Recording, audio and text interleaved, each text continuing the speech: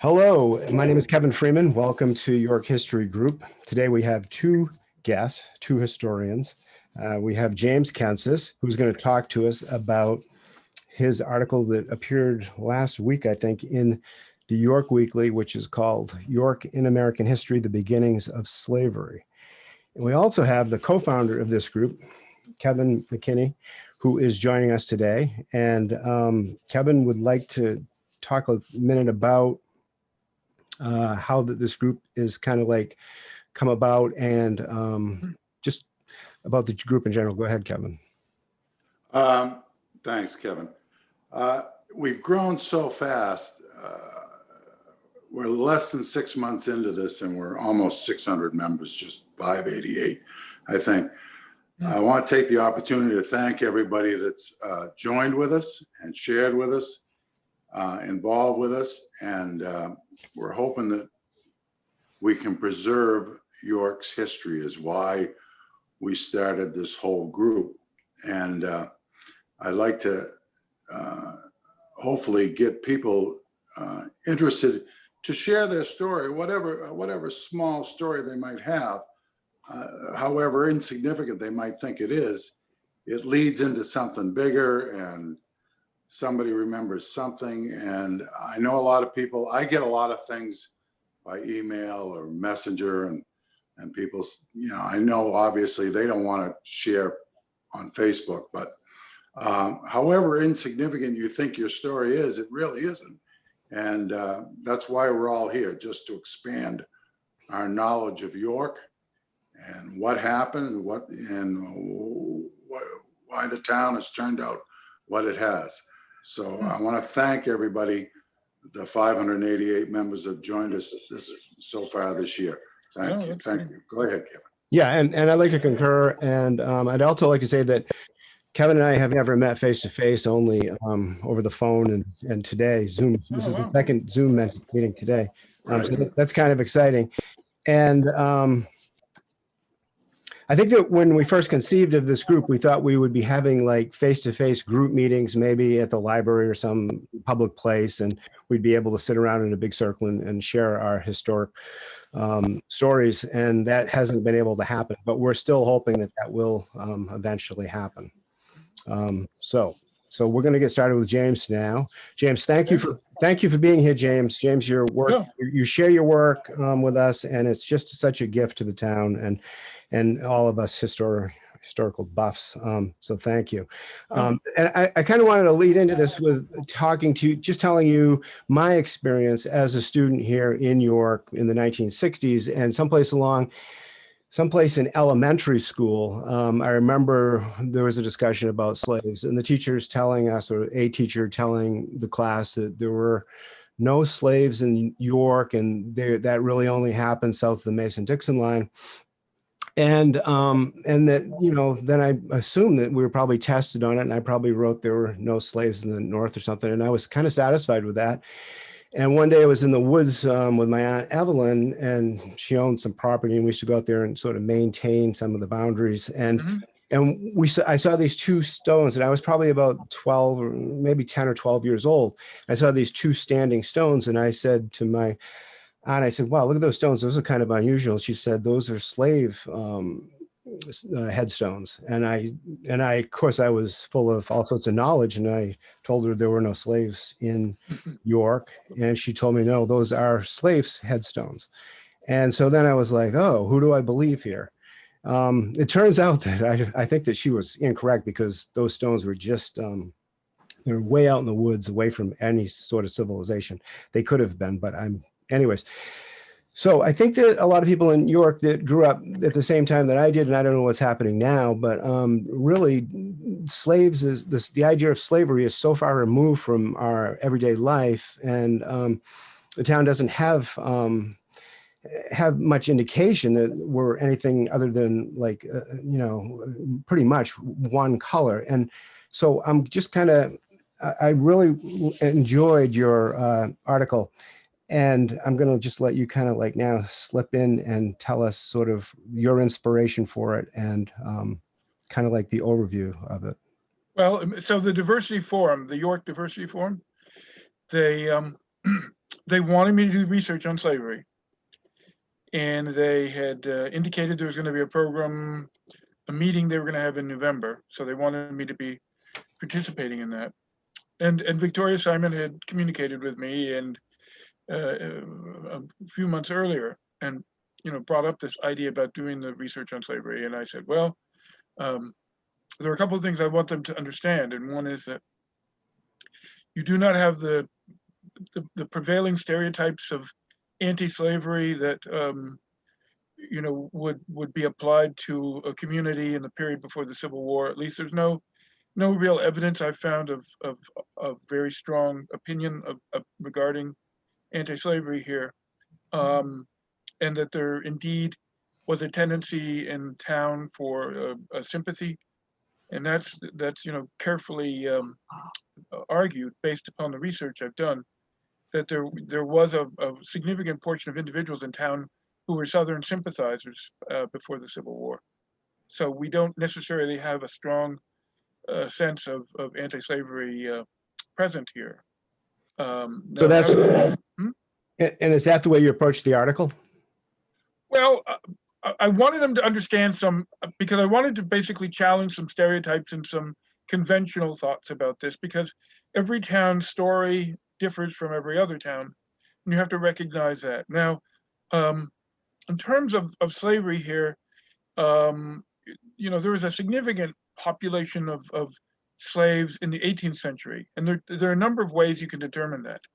One is looking at the probate records, because oftentimes when individuals are dying and they're drafting their wills, or even when there's an inventory of an estate, there are references to slaves, and you'll find that in town in the 18th century before the Revolution. Some families had at least 2 slaves. The Nowell family seemed to have been a leader in town in terms of the number of slaves they had, because even in the probate, there are 4 slaves listed in the probate. So there is a population of slaves here. One, in addition to looking just at the probate, the church records, the church marriages of slaves are documented. And in the archival material of the church records are actually lists of slaves that were members of the First Parish Church. So that's another way of looking at this. Yeah. Jonathan Sayward, of course, his slave, there was a slave marriage between Jonathan Sayward's slave and Robert Rose's slave. Now, Robert Rose was the local barber. So Jonathan Sayward very rarely alludes to slaves in his diary. They appear on occasion, but they're very rare instances where he mentions. But he is indeed someone who does have slaves.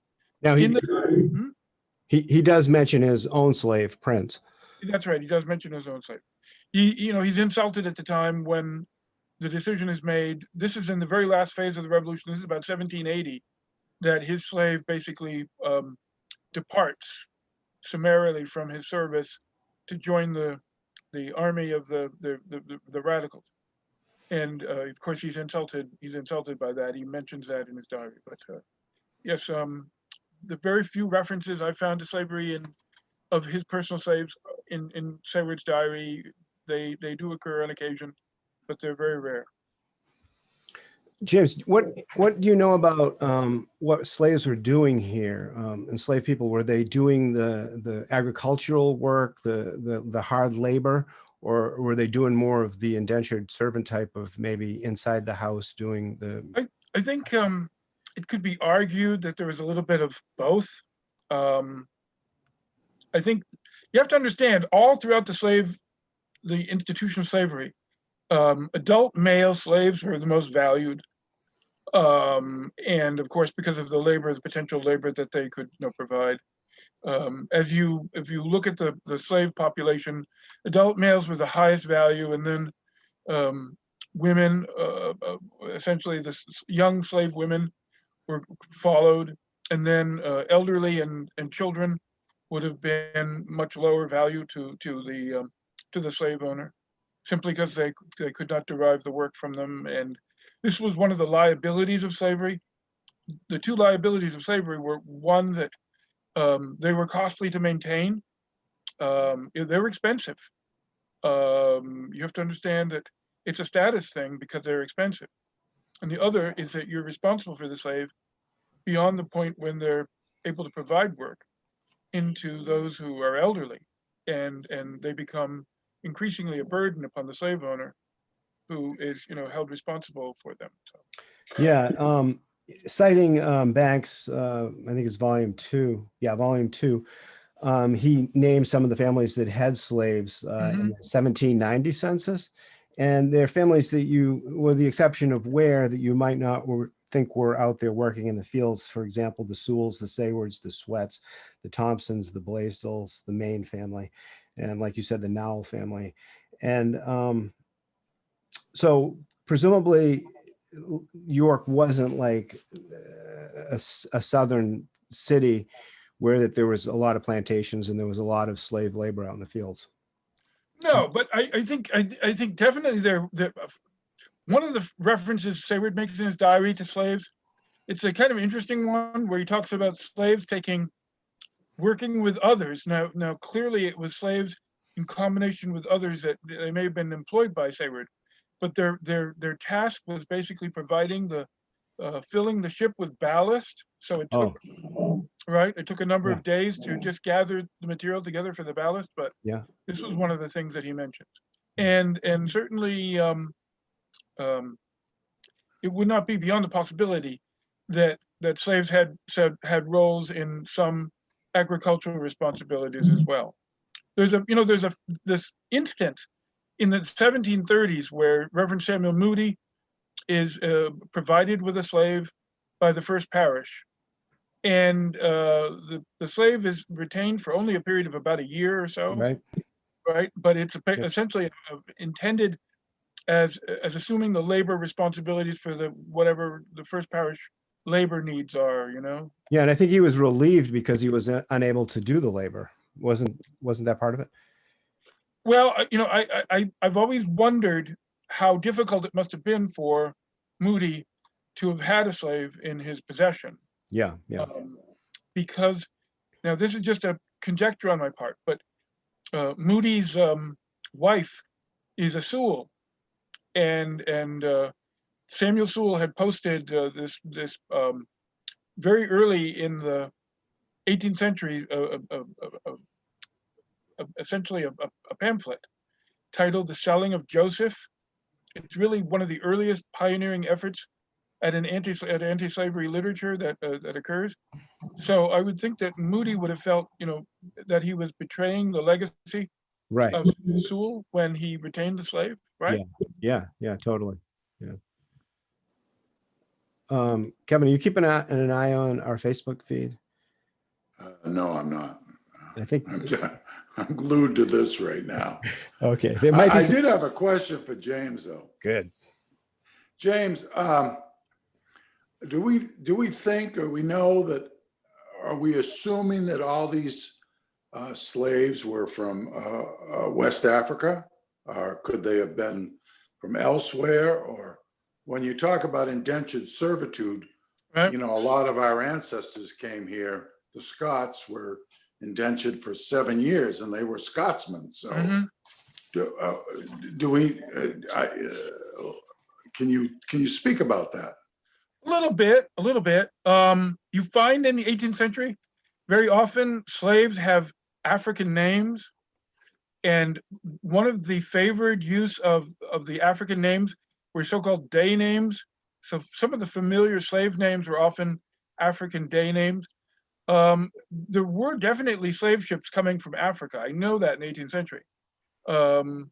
I've done work on the colonial Boston newspapers. There are ships coming directly from Africa that are auctioning slaves in Boston off the wharves. So they are coming from Africa. The African importation will dramatically come to an end in the early 19th century when it's prohibited by federal law. But prior to that time, I mean, the West African coast,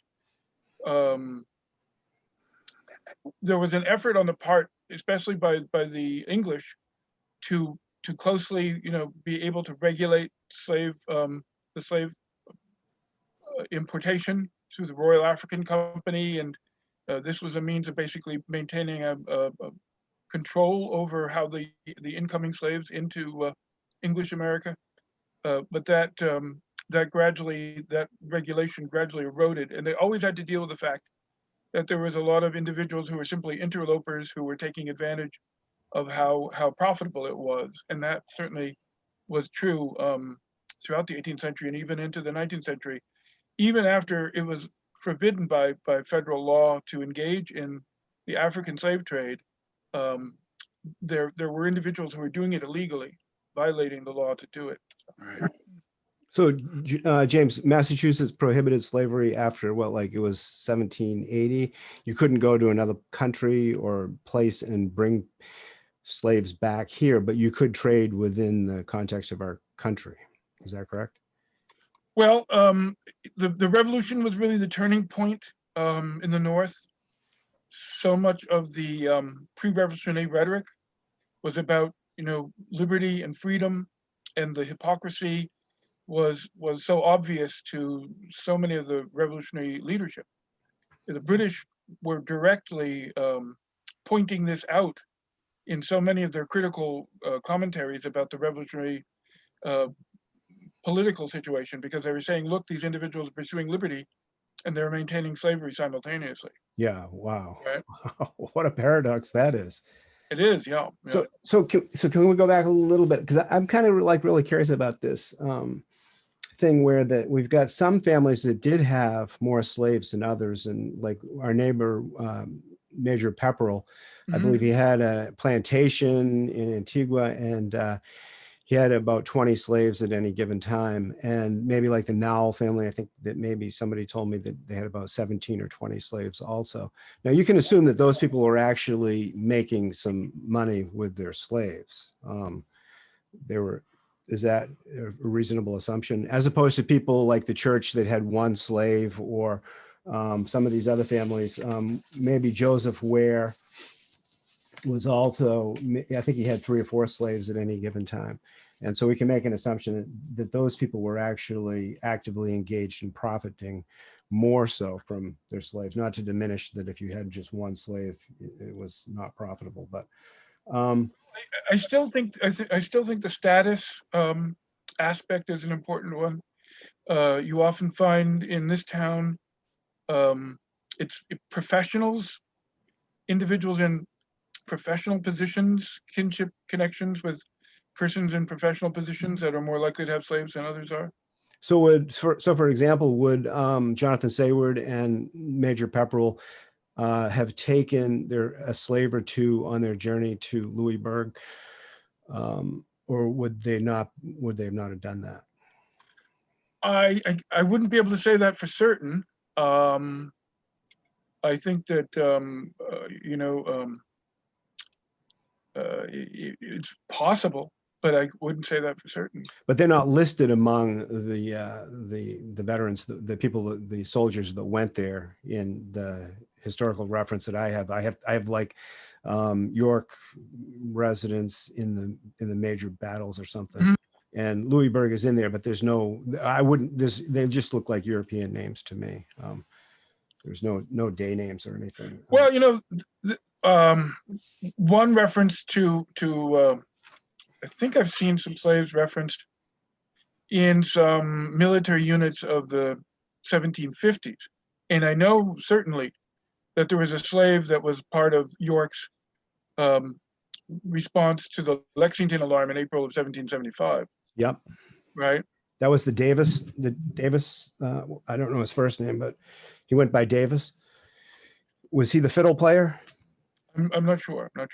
He went to all of the rallies and he played fiddle, and I think he might have accompanied them. Okay. Yeah. Okay. But, I also, Kevin, you want to chime in? Well, I don't want to get off topic too much, but I think that a lot of people don't understand that York was the first destination that ships coming over, not necessarily stopped in Boston first or whatever. We did have, this was their first landfall in York. Ships coming in here. I met a gentleman yesterday who swore to me that his ancestor came from Scotland and first stepped off a schooner at Scotland Bridge. So I don't know what to make of that, but I do know that Sullivan's came direct from Ireland and got off at Hancock Wharf, and eventually he became the governor of Massachusetts. You know that story, James? Oh, Sullivan, certainly, yeah, yeah. But I think what I'm trying to say here is that ships coming directly from overseas, I mean, if there was a slave or somebody on board, they could easily have gotten off in York or Portsmouth, or didn't necessarily come through Boston or Philadelphia or whatever. I wrote that essay because I wanted people to understand how in the 1640s, York was involved in this broad Atlantic economy, and that these pipe staves that were being produced here in enormous numbers were going to the wine islands and off the Iberian part of Europe. And I didn't think people really understood the interrelation in the pipe staves and the fish and the slavery in the early period. Pipe stave landing up in South Berwick. Right. You know, so is a pipe stave one individual stave, or is it a bundle?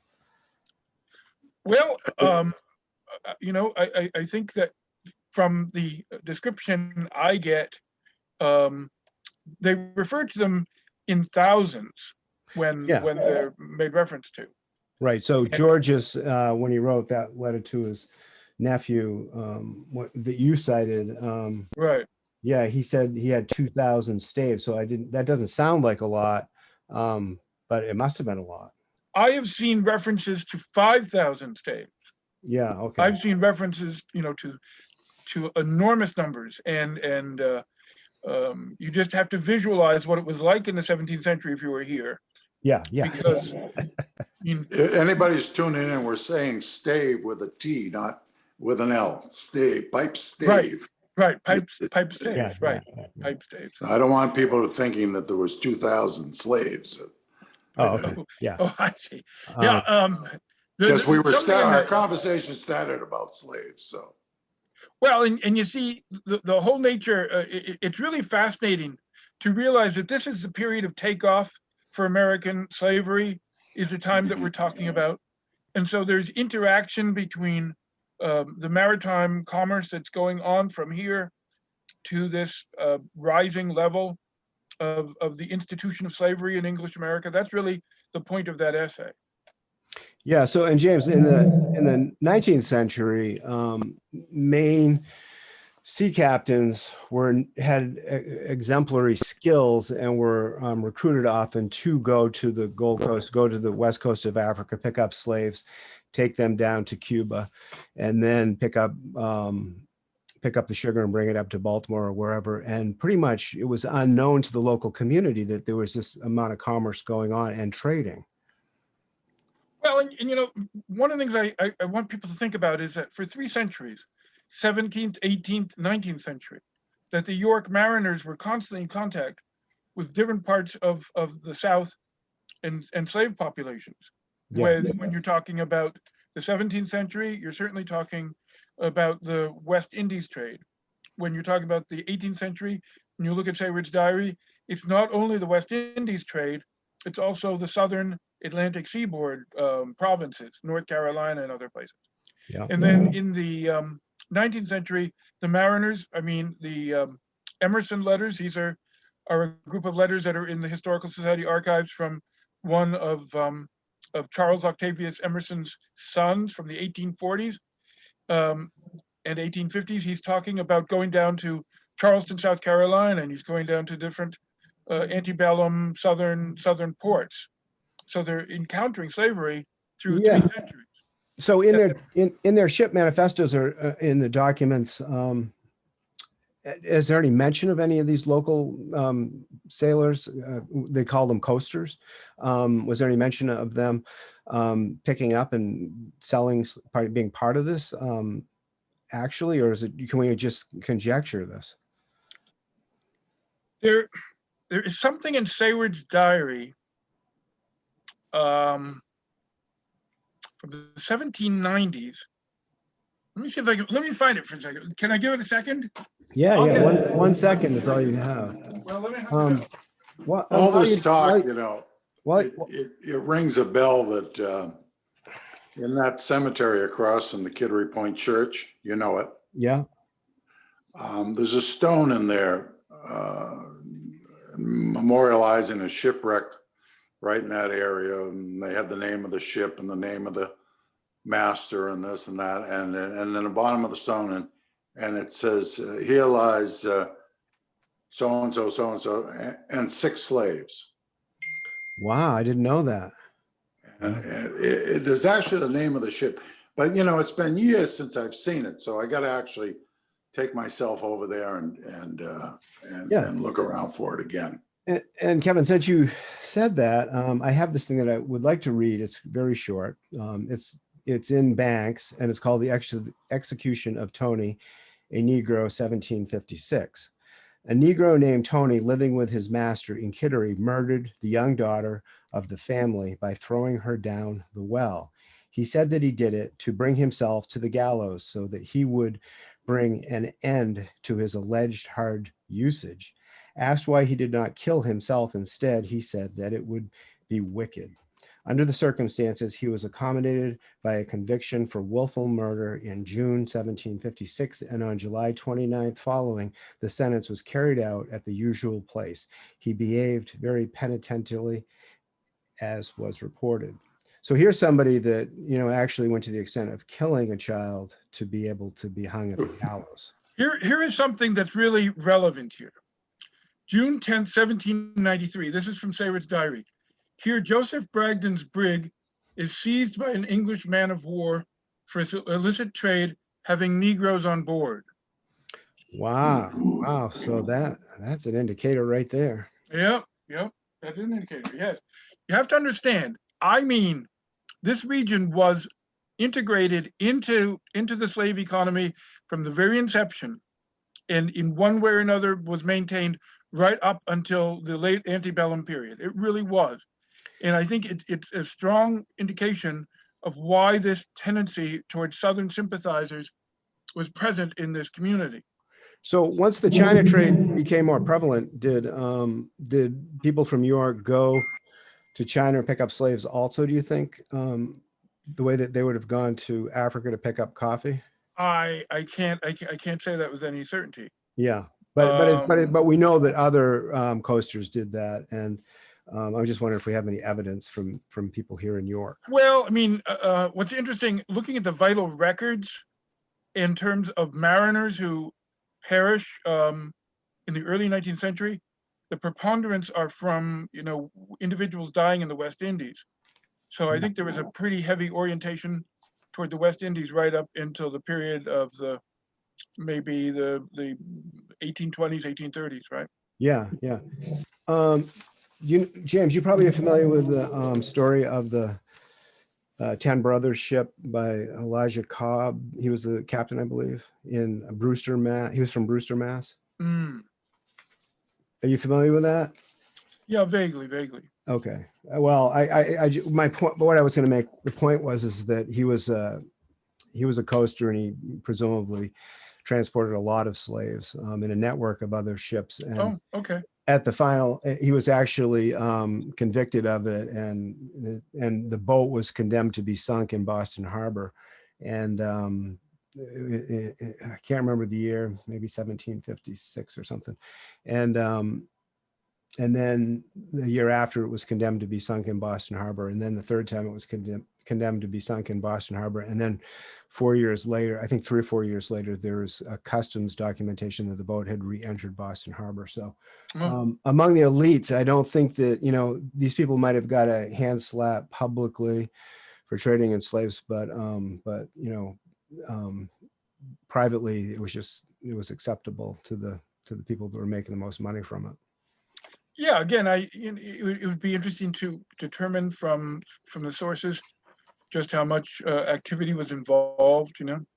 Yeah, so like all the ship logs at the York Historical Society's archives, would they have some of this? Did they somehow disguise this cargo, or do you know how that they presented or didn't present it, or what their method was? Well, you know, I really looked at the Emerson letters, and certainly saw from the Emerson letters frequent references to the different southern ports that Emerson was visiting as a mariner. Yeah. So So you that's can draw a conclusion, but it's not emphatic. Is that correct? yeah, I'd be cautious about that. Yep. Yeah, yeah, yeah. I think that's what kind of like where we're at. And then how did this huge economic, like, you know, it was the basis for so much wealth in this country, and yet it was so hidden from the mainstream. Well, it had a stigma from the very outset. You know, to be a slave trader, to be involved in slave trade, was not an honorable profession. It was regarded as a necessary one, but not an honorable one. Hmm. And you know, I mean, these as you know, these slave ship crossings were quite horrendous, both in terms of Yeah, the enormous loss of life that occurred on them. You yeah, know, it was as dangerous to be a crew member on a slave ship as it was to be a slave on a slave ship. yeah. I was reading in the 1840s, it was about the death rate of a slave was about 30 to 40%. Right. So you know, there was always an anticipated mortality from these slave ship crossings that was just, you know, recognized as a consequence of what was going to happen over the course of time. But you see, there'd be these outbreaks of infection, of contagious disease, and it would also affect the crew as much as it would affect the slaves on board as well. Yeah, that's part of what the Cobb story was. They came back and the stench of the boat was so severe that people from like around the Boston area were gagging and suffocating, and it was yellow fever. And yeah, it was supposedly pretty hideous. Yeah. So, mm. Okay, well, I think we've had a really nice discussion. Would you like to add to it, Kevin? No, that's great, James. We love your research, and I'd just say to any of our listeners or members, I know you research anything, so maybe some topics will come up in the future that you can grab a hold of. And I see you in the library all the time, or did. Yeah. Well, this whole thing came down. So, I mean, if anybody has questions and interests, that hoping down the road that we'll get involved in some other things. I would like to talk about York as a port at some time in the future. York as a port? Yeah. And the activity, you know, and it was a customs port up until what, 1907 or something like that. Yeah. Do we have a moment? I mean, I did a research on Joseph Tucker, the customs collector from the 1790s, you know? Right. And what was interesting, it's valuable because it helps you to understand York as a customs district compared to what would be a lucrative customs district. So Portsmouth or Portland or Boston would be in a scale of thousands of dollars, you know, for what customs revenue would come in. And York has just $167 come in for customs revenue. And this is from Tucker. Alexander Hamilton, of course, the Secretary of Treasury, was kept close scrutiny on all the incoming revenue from customs, and it's, you know, a way of determining from Alexander Hamilton's records just how much York had incoming, just a tiny little fraction, and most of the vessels in the 1790s are simply fishing vessels. And so it's not a major customs district by any means, even by the 1790s. So you can see when it ceases to be a customs district by the early 20th century, how it has begun into decline, right? Well, what's relevant is sort of like government cutbacks is why was no longer customs port, wasn't it? It just said, let's make it Portsmouth, and York is a small player. Well, one of the things I think is helpful to compare the ship construction and tonnage from place to place in coastal Maine, and you'll see that York, compared to all of these other sites on coastal Maine, has the tiniest ship tonnage in the 19th century. Wow. While you're looking at Bath, you're talking, enormous ship tonnage. You're looking, even as far close as Kennebunk, you're looking at significant ship tonnage. When you come to York, it's just a very small ship tonnage. So it's a modest player. And many of the mariners from this town didn't even sail from here. They were sailing from Boston, certainly by the 19th century. There's no question about that. That's revealed in the sources as well, that they were not actually sailing from here. They were taking ships and sailing out of Boston. So. Huh. Okay, James, without getting too far off track, thank you for another great interview. Okay. Yeah. And- Thank you, James.